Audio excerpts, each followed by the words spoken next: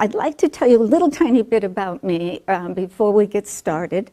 And you know a little bit about me and NLP. I think the most important transformations in my life, one occurred at 3 or 4, I can't really remember. I'm from New England, born in New Hampshire, and in Maine, I had this dream. I was at my auntie's house, and it was a dream in which all the heroes and heroines of the world died. And to me, that meant there was no one to help us, no one to inspire us. And I was devastated. I cried and cried, and my auntie said, Lynne, I was called Lynne, Lynne, what's the matter? But I didn't want to tell her because I didn't want her to know and live in fear. So I kept it to myself, but it really focused me on, I really need to learn how humans are humans. And what happened? What happened that made us so afraid or so hurt or wanting to hurt and suffer? That was a real curiosity to me. And I had a lot of material in my life that verified that. As far as we lived in a place where we were haunted by not feeling good enough, not feeling complete or lovable, or lots of other things. So that kind of started my journey, and everything I did had to do with learning about communication, learning about how people were people. And when I was with Virginia Satir, I took another transformation. I remember I was sitting like you are, and I never saw her before. She's kind of a tall, powerful presence. She came in the room and she went like this, and then she looked at me and she said, you should know before you know. And that's what my mother always would say to me. So she had me right there. And I grew so much in her presence that I felt a sense of hope. And then I thought if we could only find out how to make our heroes again. And I wanted to learn. It was like, I don't know if you saw the movie, The Man Who Fell to Earth. He got all these television sets and just kept putting input. That's how I felt like when I saw that movie. I said, ah, that was me. So anyway, I went to anyone I could go to, any therapist, psychiatrist, psychologist, to learn more and more and more. And it lasted 4 days each time. The first day they talked about me and I talked about me. The second day we talked about them and I talked about them.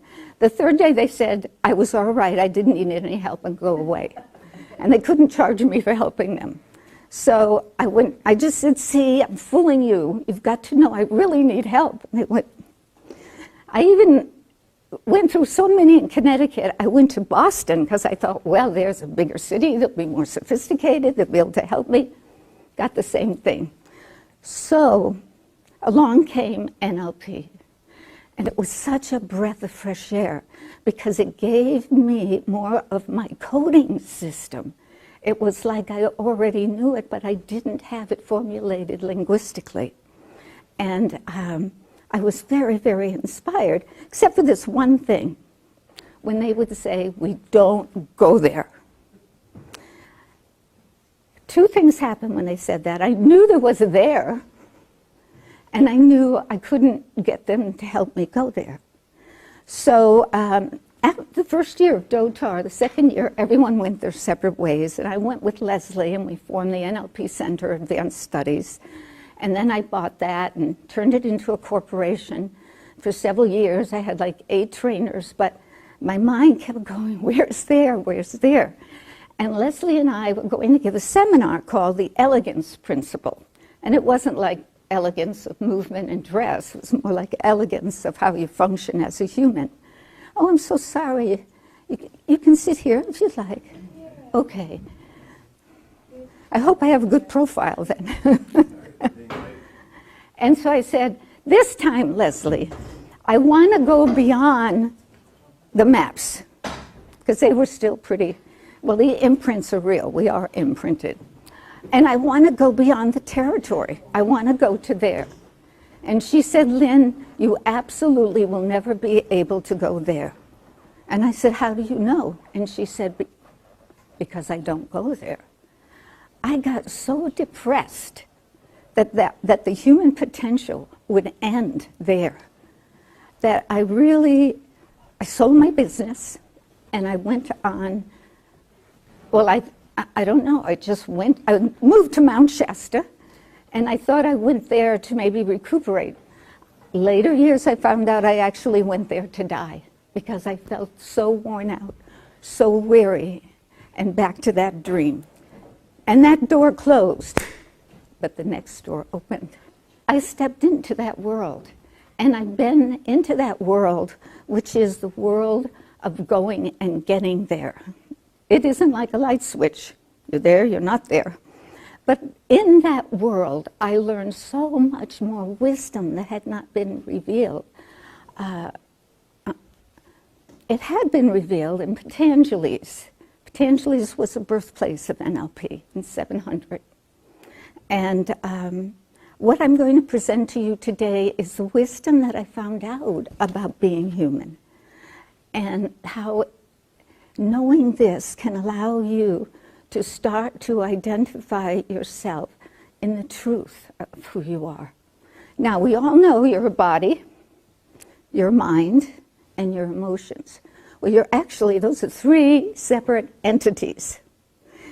If the body was left alone, without the mind and judgments, without the emotions and all the difficult ones, all it wants is pleasure. The pleasure to live, to move, to eat, to dance, to sing, to make love. It wants pleasure.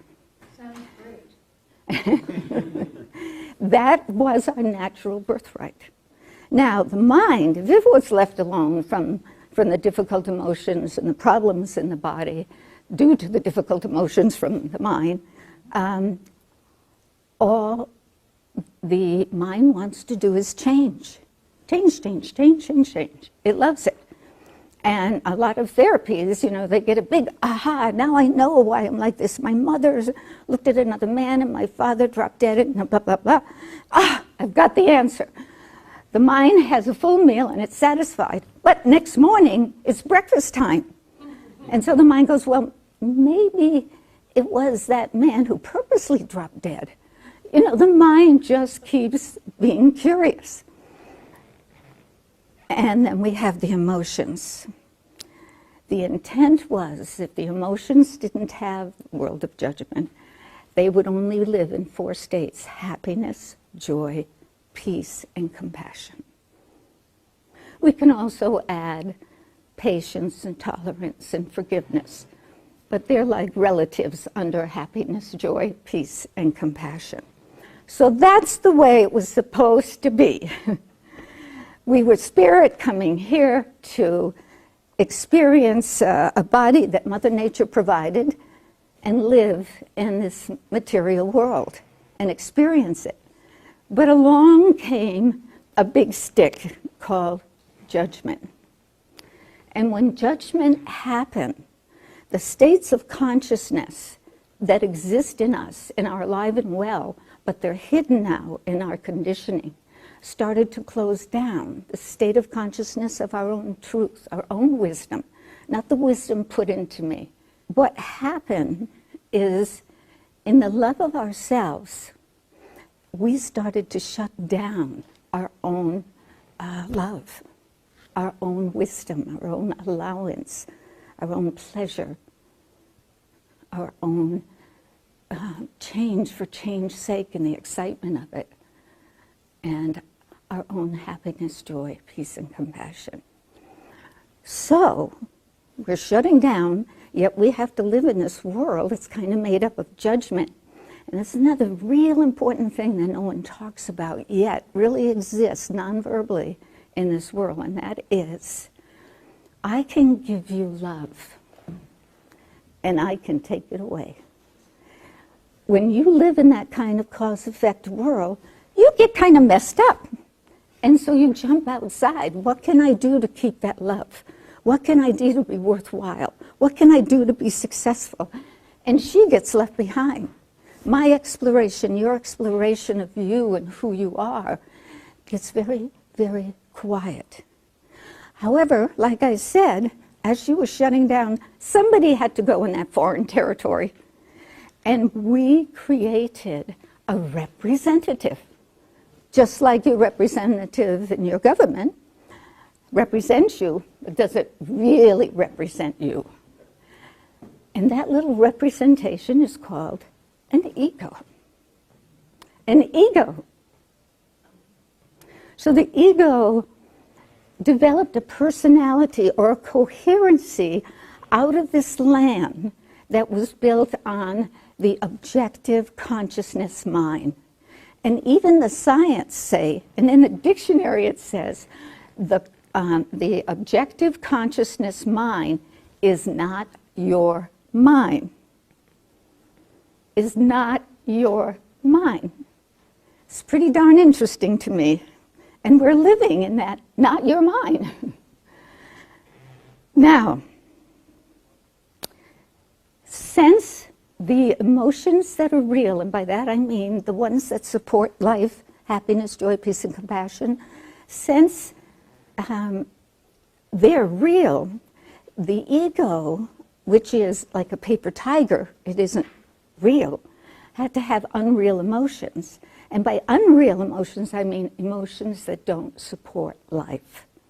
Not that you don't feel these, you probably feel them a lot or a little. And those emotions were fear, doubt, and lack. And the thing about the ego is it knows that if you find out who you are, or it thinks, you won't need it.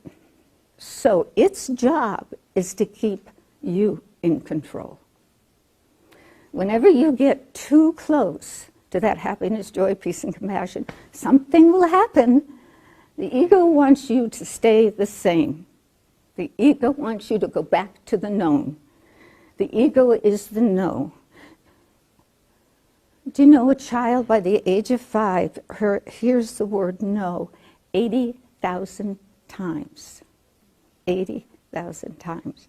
And they've tested in laboratories, when you say no to a cell, it contracts and starts to putrefy. And when you say yes, it blossoms and thrives. Well, that's what we are. We're all those little blossoms, little happy cells all over the place. So we went through our conditioning. We've stepped into this reality, and we're all in it together. That's the wonderful part. And some time in your life, there will be, it may not be stated this way, but there's a feeling of there's got to be more than this. There's got to be something more. To me, I called it the there. Even if you're successful in many ways, like Robert was saying, a lot of people who are successful are still empty. So when that yearning and that desire calls to you, you start your path to you, back home. And that happiness, joy, peace, and compassion, pleasure-oriented, and a clear, happy, changed mind is waiting for you. The first breath you took, you were whole, complete, pure. You were being. In your growing up, the minute that you understood cause-effect, that when I drop that pen and Mommy makes that face, when I put that together and I realize, uh-oh, I've really cemented myself into that reality. And an interesting things happens to the body. A baby, if you look at them, they breathe in the belly. It's called the water breath, where birth happens, for most of the women anyway. But you also have the element of that in you. And their pelvis moves slightly, not like this, but slightly. When you cognize cause-effect, the breathing goes up to here, and it stops going down to the belly. And instead of becoming a being, just being, you become a thinking being. Do I deserve to live? Am I good enough? Does my mommy love me? Can I get that chocolate bar? Everything becomes focused externally. And again, with this, I can give you love, but I can take it away, which is a total distortion of love. Love is like everything, and it allows everything. It's like the ocean. Anyone can swim in the ocean. Love accepts everything, the highest form of it and the densest form of it, the very densest form of it. It's not the opposite of hate. Love just is. But we are in the illusion that we can lose it. It can be taken away from us. And this causes a lot of challenges too. So, Robert talks about bringing the breath back down here. Well, when you do that, you start to awaken that you, that real you, because the little infant you were is still alive and well. The pure, innocent, whole, and complete being is there waiting for you. So you don't have to put anything in you. Becoming more and more of who you really are is a memory game. It's allowing yourself everything, allowing yourself for it to be true, allowing yourself and accepting everything. Now, getting to the ego, let me say that over here is the ego, and we develop our little personality around here. And it's kind of like, here's you going through conditioning, and you have your little coherency built on lots of judgments. And it's not that there's not good things in there too, but the good things we can make better, but they're not really a problem. I'm talking about the areas that catch us, that knock us to our feet, that make us go to sleep at night and not feel great or not feel good, or wake up in the morning and wish it wasn't morning. Those times. And maybe I'm the only one that has them, but I doubt it. Anyway, the world of judgment is competitive, comparative. I'm not a good speller. If somebody else would like to come and write this while I'm saying it. It's rational, logical, and highly reactive. This is kind of the ego personality coherency that we formed out of what was ever in our environment for us to know how to live here. How can I go out into the world and exist? And who am I out there? Over here, I'm going to put the word truth. Over here is who you really are. And some of those things you know already. Some of those things that you love about you. Can you tell me one thing one of you love about you? Or respect, at least. My curiosity. Your curiosity. Some more. Creativity. My head of hair. Your head of hair. His sense of humor. His sense of humor. Love of fun. The love of fun. See, we all have these positive attributes. If we could just do something really simple. Most of us identify with who we are over here, the known conditioned reality. But who we really are, who we're becoming, discovering, uncovering, is more over here. So if you could take your identity from here and place it here, when you make that transformation, another whole door of you opens. And what happens, all of these have beliefs and patterns that limit you. The only way to take back control of your ego, because we need it here in this land, in this dimension, or whatever we want to call it, we need our ego. But it doesn't have to be the tail wagging the dog.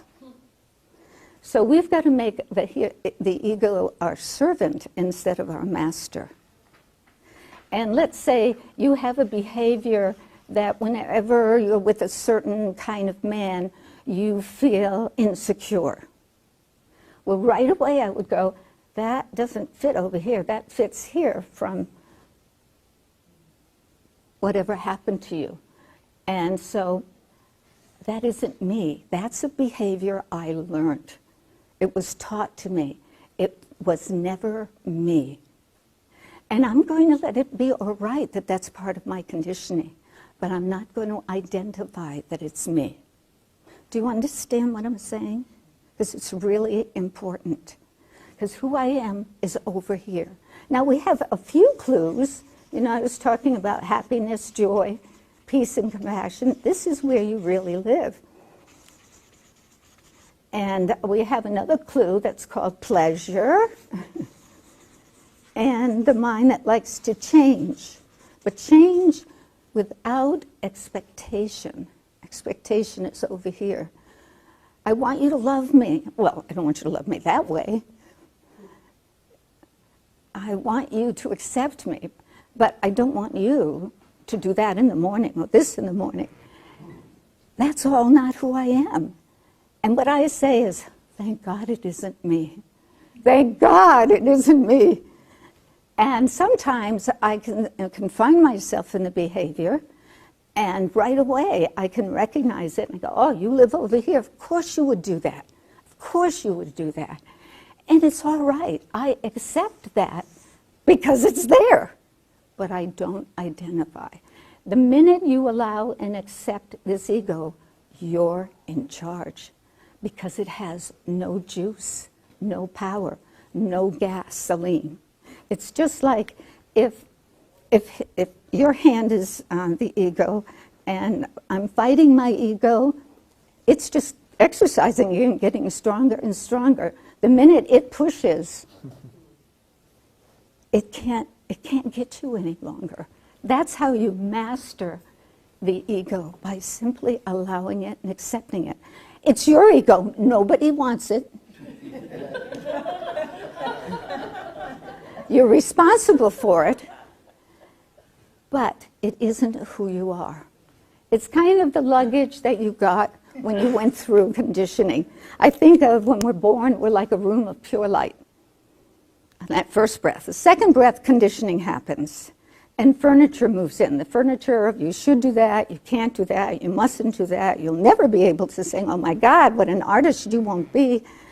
Blah, blah, blah, blah. And pretty soon the room is so filled with furniture, you forget you're the room of light. And you become the furniture because of repetition, because of demands, because of, I can take that love away. And we've got to remember we're the room of light. And as you keep going over to uncovering the truth of you, that spirit you are just waits for an opportunity to get through. And like the things that you said that you loved about yourself, these are little shots that got through. And they can grow and grow and grow, but not if you won't allow all these things over here to be, because they are. Just don't identify with them. It's kind of like this pen. I think most of you would allow that I'm holding a pen, because to not allow it would be kind of silly, because indeed you can see I'm holding a pen, and so what? However, when it comes to certain thoughts that you have, you won't allow them. They're already there, but you say, a woman like me shouldn't have that. A man like me shouldn't feel that. But the truth is, you do. However, it's not who you are. It's one of your patterns. You know, a child until the age of 5 cannot interpret life. It can only believe. So whatever is said to it, it believes. Whatever is said to it. And it can have two reactions. It can give in to it, or it can be a rebel to it. But either way, it's not them. One is accepting the external mind, and the other is fighting the external mind, but still there's no one home over here yet. You have your own wisdom and knowledge. You have a place where you're whole and complete and strong and beautiful and precious. And it's waiting for you. And the ticket is to simply move that ID over here. These states of consciousness, of truth, of the vision of the wonder of life and us as life, the part of us that is love, the part of us that is empowered, completely powerful, powerful in life, not controlling life, but in life. The part of us that has certainty and that has absolute joy of being a human. I'm here, men, line up. That kind of passion. And women too. To just love yourself so much that you fall in love with everybody. Someone once said to me, there's nobody out there, Lynne, but you. There's nobody out there, Lynne, but you. And everybody you draw to your kingdom is a you don't know about. Is a part of you you never thought to think or feel or be. And there's a place where they are you. Well, that was pretty lofty for me.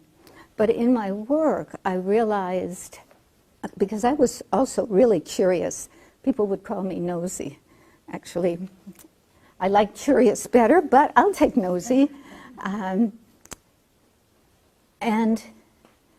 there is all of you waiting for you. And it will wait forever. It will never, ever fight the ego. If you're trying to get rid of any of these, that's a trick of the ego. It's the ego trying to entertain you by getting rid of itself. Ha, ha, ha, ha, ha, ha, ha. And it's kind of it's very sophisticated, the ego. It knows you in every cell of your being. It knows what buttons to push, as little rings all around that can lead you places. So I admire it. I wish I had the sophistication over here, and I will one day. But right now, I'm up against, and if you have a brilliant mind, you have a brilliant ego. I'm up against a pretty tough character here. And it isn't that it can't get me. Sometimes it really gets me. And I can't say, well, thank God that's not me, and jump over here. Other times I have to crawl out. But I know where to go. I know where to go. And NLP gives you so many ways as well to go. But this is who you really are. And what's around you that's not allowing you to feel that all the time is like, I imagine it to be like a big tire of cement called my conditioning. And it doesn't allow that knowing that I am to come out. And the minute you stop fighting it or judging the judgment, just accept the pen. Accept the pen. Accept every dark thought, every dark feeling, every dark action you've had. Just accept, yep, that was me. I did that. And of course I would from my conditioning. And I learned from it. And what I learned mostly is it isn't really me.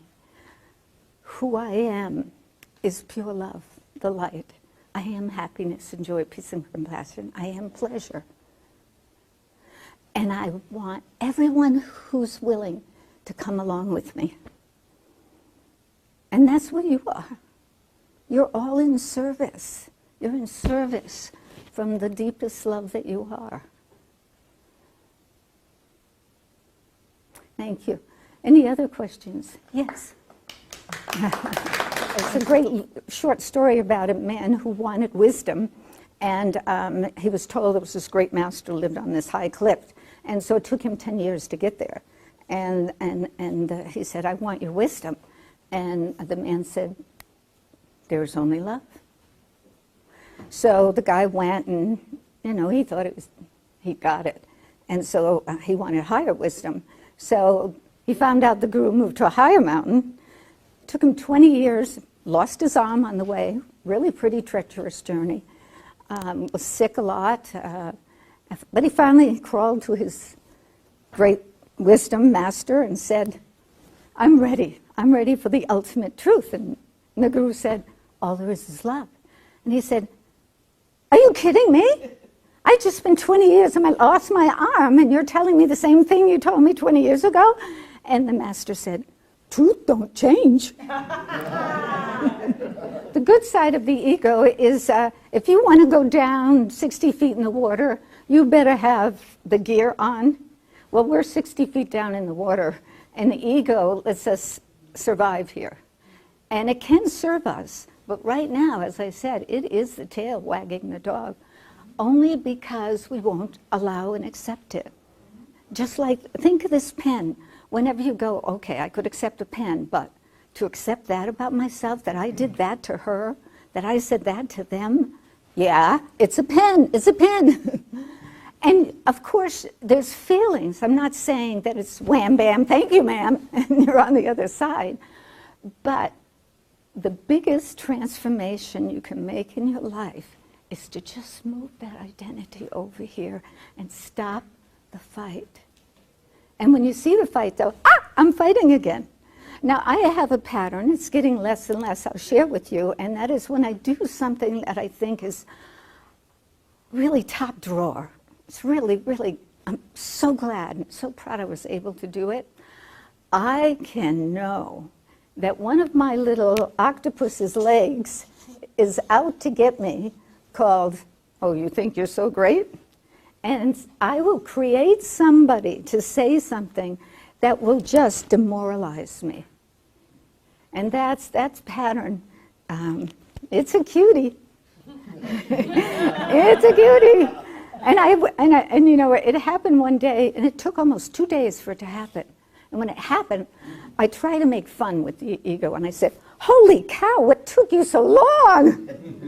And I'm still feeling devastated, but I'm using humor, I'm using even smiles. If you think of all happy faces in your cheeks and in your organs, that's a yes to them. They flourish. That breath, that other thing about the breath, when you breathe up here, what happens is the air is still too hot, and it goes to your organs and it starts to putrefy them too quickly. When it goes to what they call the breath of the mother, it cools down, and it's the right temperature for them to enter your body. So the breath is really important. The breath is really a big way to this side. Yes. Now, what tools can I use to get over here? The first tool is to recognize it was learned. It was put in you like a program. And your parents had the same program put in, and that's been going on for a long, long time. Some people say, now I'm going to use the word Christ, but I'm not using it necessarily for like representing Jesus the Christ. I would never represent him. But the word Christ means a state of self-love. And so we all have that state. So you all have your Christ. And some people say, this is your Christ, and this is your Antichrist. And this is the game you chose to play to remember who you are. And it's a tough game. It's a tough game. I'm sorry, I think she had her hand up first. I worked for Dr. King in Chicago when he was in Chicago, and when we would be on the marches, I was really scared because people would throw things at us and hurt us. And in the middle of that, he would make us sit down, literally on the ground, and all of us to send love out, to pray and to send love to all of them. And I was angry, and I was thinking dirty words, and I wanted bad things to happen. And he would just remind us in that space over and over again that we were there to send love and compassion. He took you over here. Exactly. It takes a lot of people to make a trainer. It takes a lot of participants to make a good trainer. And there are times when I'm sitting there, and there are times you'll be up here and I'll be sitting there, because really there is nobody out there but you. And when you fall in love and stop resisting you, you cannot help but love everyone you meet. And you see their ego and you allow it. If they're judging you, it's a pattern, it's an ego. Freedom is this transformation. This is called the 7 breaths, or the breath of compassion. Now, remember I said breathing down here makes the air the perfect temperature, and it makes your body go, I'm considered. I'm being considered. I'm being allowed what will feed and nourish me. So there's a respect that starts. It also is an access for spirit to come in. That conscious breath allows that love of who you are to come in more and more. So as I said, these little coherencies start to open up and open up and open up. And even the ego, after a long time, even the ego starts to relax. But please, there's one thing that people do. Well, let me fix my ego. I wouldn't go there, because that's a setup from the ego. Just allow it and accept it. Learn all your patterns. Learn all your patterns. I give them names, and I draw pictures of them so I can be more dissociated and recognize them instead of having that hook in my mouth so quickly. Yes, people are not their behaviors, but they'll go to war to keep them. And do. And I don't mean just the military war, I mean our war. But because we over-identify with the furniture. We forget we're the room of light. And that we can go, I like that piece, but get that one out of here. I like that piece, but get that one over there. Yeah, the hooks. It's kind of like the yin-yang, the dark spot. Every time you have a difficulty over here, the end result is you become a greater light. It's kind of like, if you could imagine, I'm hiding all my darkness consciously and unconsciously, and I meet you, and you're hiding all your closet door of darkness. And so this is how we have to relate to each other. Yeah. No. It kind of limits and restricts it. But again, that was very cute. Very cute. And it's you know, it's really a burden too. But that's really literally what we do. I used to tell people who wanted to hold on to one of these, well, here's your boulder. Keep it until you want it. Just allow it to be all right. And it didn't take long. But let's see, what was I going to say? Oh, the reframing. Reframing is one of my favorite things because you can do everything in it. It's like its own its own world. Every time I use one of these, you know, what's the behavior, and to find the intent, I always land over here. The person always touches a place in them of that pure love, that the part loves them, cares about them, cherishes them, wants to protect them, wants them to be happy. And so I love reframing. It's such a great technique. And forgiveness, the power. These are powers. They're not just, oh, isn't that pretty? She's happy. Isn't that great? That guy has peace. These are real powers. I tell people, you want a challenge in life? Be happy, no matter what. These are powers. And another power is forgiveness. Every time you forgive, you gain back part of your dignity. So, 7 breaths. First, I'll just explain how I want you to breathe, if you will, and then I'll put what you're doing while you're breathing. So you'll be comfortable, more or less have your back fairly straight, but, you know, shoulders relaxed. And I really would like you, even though you have to breathe through your nose, I want you to imagine that the breath is coming into your heart. So you're breathing with your nose, but imagine the breath is coming into your heart, and it's going like right through your spine, down into your lower belly, and then you'll just breathe out again from your nose. Just let the air fall out. But again, imagine it's coming out from your heart.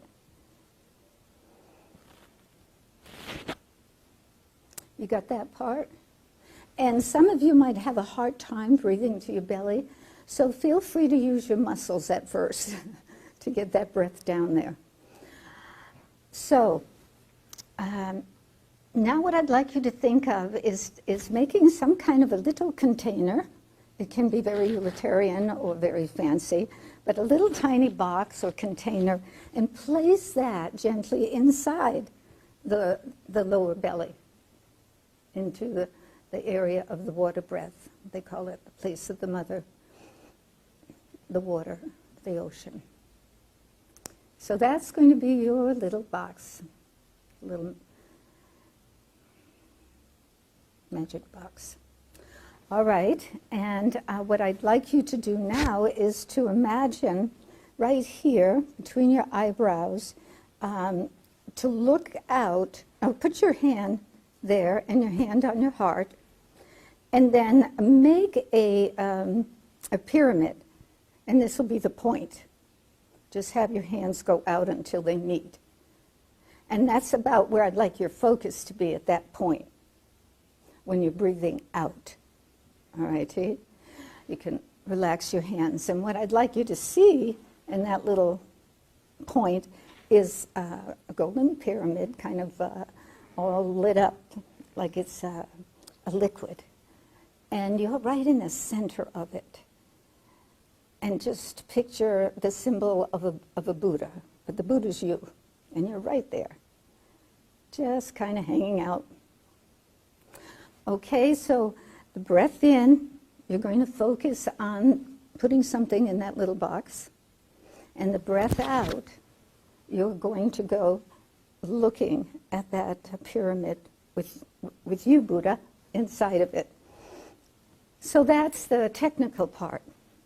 Now, what we use this technique for is anything that disturbs you, that you're displeased with yourself or someone else, a judgment. I'm having difficulty with this person or that person. I don't like that. I don't feel good today. I don't like my bank account. Whatever it is. And what I'd like you to do is to take that thought. I'll use, for an example, I'm really angry at myself. And I want you to allow yourself to feel it. And to keep in mind that that's from your conditioning, and we're recognizing that that's not who I really am, and this technique is to get you back to you. So, in order to do that, you need to not dissociate in this exercise. You have to allow yourself to feel the anger. And as you breathe into your heart, the anger goes down and into the box. And when you breathe out, I'd like you to say this and only this using your name. And if it's somebody else that you're working on, use their name and your name. When you breathe out and focus on that little pyramid, you say, I am so happy with you, Lynne. I am so pleased with you, Lynne. And we're going to do the same thing 7 times. It takes 7 breaths for the blood to circulate completely through the body. And we're using certain states of consciousness in this exercise, but for right now, I'll keep it really, really simple. Do you have any questions about the technical part of it? Now, the important thing is that when you feel the anger, you feel the anger. On the way up, on the elevator up, you really feel, I am so pleased with you, Richard. I am so happy with you, Richard.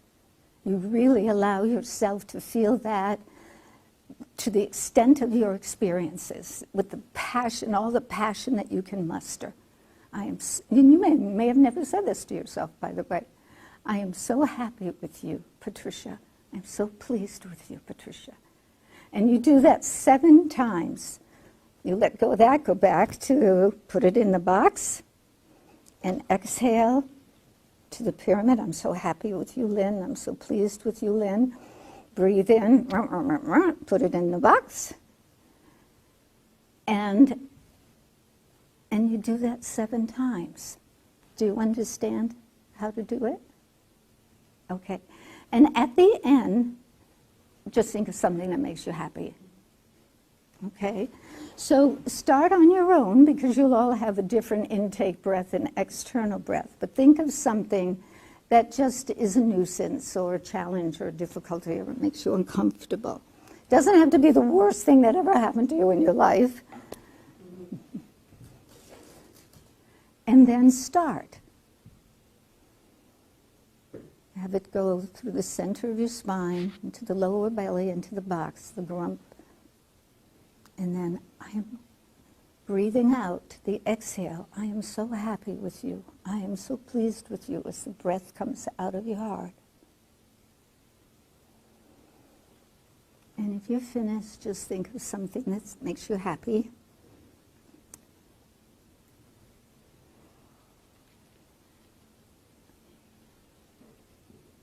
And for those of you who have finished,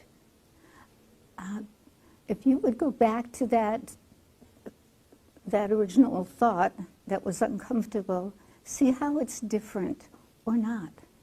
See how it's different or not.